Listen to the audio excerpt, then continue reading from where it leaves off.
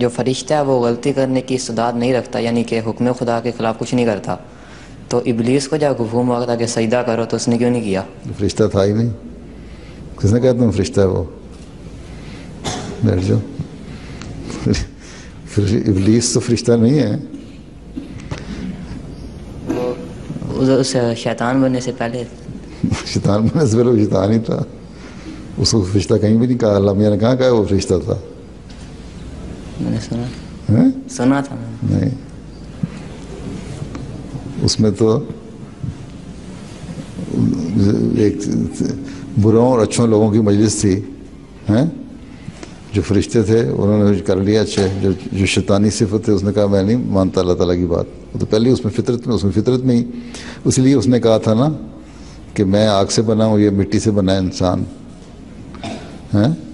تو ناری فطرت جو ہے آگ کی فطرت، اس میں سبمیشن کی تو وہی نہیں رکھی ہوئی ہے اللہ تعالیٰ نے، صلاحیت ہی نہیں رکھی ہے. ٹھیک ہے، وہ پہلے ہی آگ تھا، وہ فرشتہ تھا ہی نہیں. فرشتے تو ٹھنڈی چھاؤں ہوتے ہیں. ٹھیک ہے، تمہارے سمجھ آ گئی نا؟ جو آگ تھا وہ کس طرح فرشتہ ہو سکتا ہے؟